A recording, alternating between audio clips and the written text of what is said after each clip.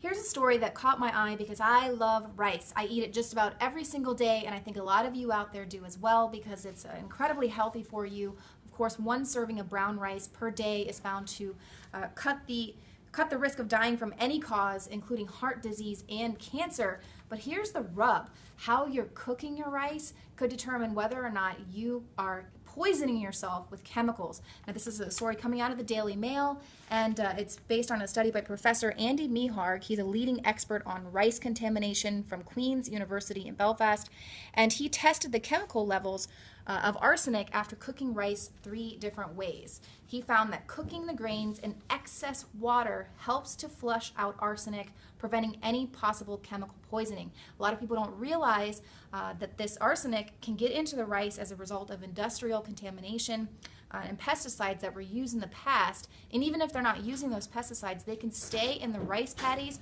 for up to 10 years.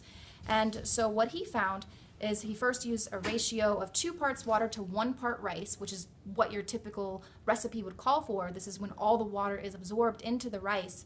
That didn't drop down the levels of arsenic. He said increasing the ratio to 5 parts water actually halved arsenic levels. Soaking it overnight cut the toxin levels the most. And so this is coming right after the Food Standards Agency warned against overcooking potatoes or overcooking toast. This increases the levels of cancer-causing chemical acrylamide, and children are really susceptible to this acrylamide with all the potatoes and the French fries and the things that they are eating. Acrylamide is found in tobacco smoke, of course, which is known to cause cancer in animals.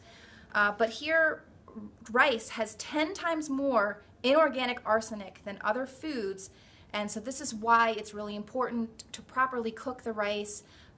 People who eat a lot are exposed to worrying concentrations of arsenic, and how you can tell if you've been chemically exposed. Chronic exposure can cause a range of health problems, including developmental problems, heart disease, diabetes, and even nervous system damage. Most worrying, of course, are lung and bladder cancers. So it's incredibly important.